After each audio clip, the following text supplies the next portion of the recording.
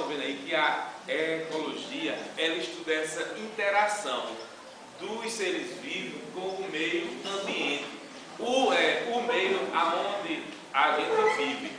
Por isso tem toda essa importância do tema meio ambiente e do tema ecologia, porque se você usa desproporcionalmente seu ambiente, vai afetar outro ambiente. Como o próprio nome indica, a ecologia faz estudo da casa de cada organismo. Apesar de parecer simples, é um estudo bastante complexo e abrangente, uma vez que cada pequeno fator físico, químico ou biológico é fundamental para garantir a sobrevivência de um determinado organismo. Só um minutinho. Então, aí ela diz, ó, fator que interfere. Se eu tenho aqui meu habitat, se tem um sistema, vamos dizer, tem uma comunidade de cavalos, por exemplo, você vai explorar esse ecossistema de forma indevida. Vai ter uma proporção de que esse ecossistema vai sofrer várias influências, impactos ambientais que vai terminar lá se extinguindo, porque você está explorando aquele habitat mais do que ele pode lhe dar de recursos ambientais. Imagine, por exemplo, uma espécie de planta que vive em um ambiente árido e passa a ser submetida a grandes regimes de chuva, ou então o lago onde é introduzida afetarão diariamente essa espécie. Como sabemos, nenhum organismo consegue viver sem interagir com os outros seres e com o meio. Essa área da biologia é extremamente importante, pois conhecendo essas interações, podemos entender os impactos ambientais e os desequilíbrios causados à população de todos os seres vivos, em decorrência da ação humana.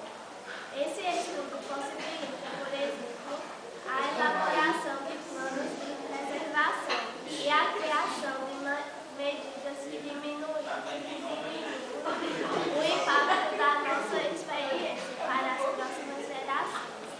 Como todos os campos de estudo da biologia, a ecologia não é uma área isolada e sempre necessita de outras áreas de conhecimento, tais como botânica, zoológica, física, química, geográfica e matemática, tendo em vista que devemos ter conhecimento das características dos organismos, além, é claro, de conhecer como funcionam os fatores abióticos,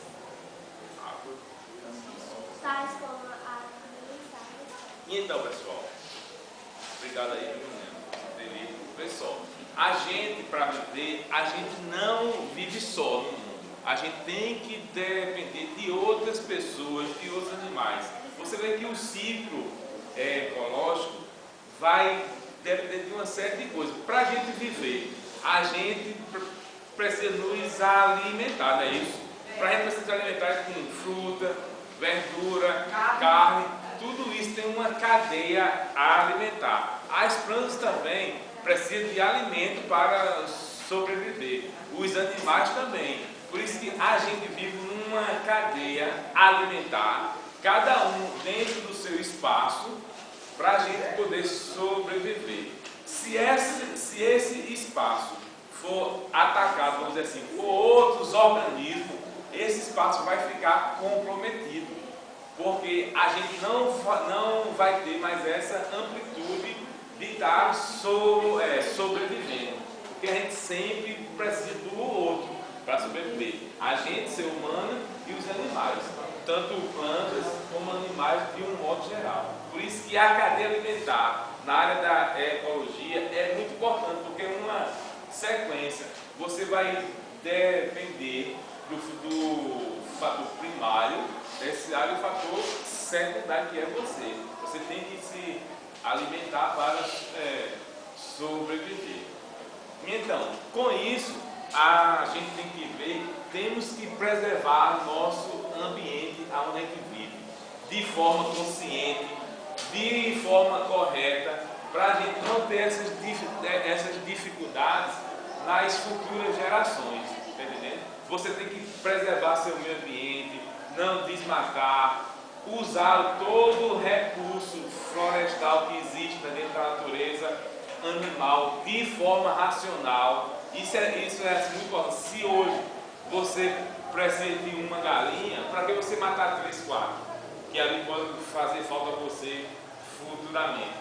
Por isso a ecologia, ela visa o equilíbrio ambiental, entendeu? Ela visa seu equilíbrio no ecossistema.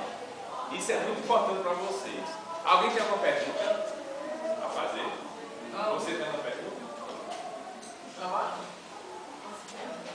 Não, pergunta se você tem alguma pergunta. Alguém tem alguma pergunta? E o ativismo mental? Hein? O ativismo mental. Então, existe, assim, a gente vai sair mais um pouquinho, mas existe aquele ativismo meio doente, né? Você também não pode ser radical e dizer, não, eu não posso desmatar uma área. Por quê? Aquela área que você desmata, ela é renovável. Você, de forma, vamos dizer assim, correta, você pode desmatar uma área sem nenhum problema. Você tem todo o estudo ecológico, ambiental. Tem espécies que com 10, 15 anos está do mesmo tamanho para você sobreviver. Por isso que o fator biológico e o fator florestal, eles têm junto. Por quê? Você tem que viver da floresta. Quem mora na zona rural, não é proibido você chegar lá no canto, cortar um pé de juazeiro, esse determínio. Por quê? De forma correta, daqui a uns 15 anos, aquele pé de juazeiro está do mesmo tamanho. Porque ele é um recurso, minha gente, renovável. Ele cresce de novo, tá entendendo? Tem gente que, não, olha, eu vou fazer caçar, porque realmente caçar é proibido, não pode. Mas se você caça 10 espécies, vamos dizer assim, perolinha, né? O pessoal aqui conhece muito bolinha. Tem gente que mata 1000, aí tá errado, porque não dá, o ecossistema, ele não suporta. Agora, se... Quem que caça os caçadores? Hein?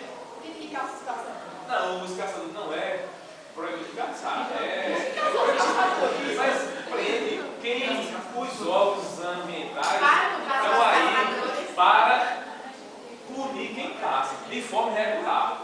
Se você vai para uma caça 2, 3, isso não é normal, isso pode ser feito.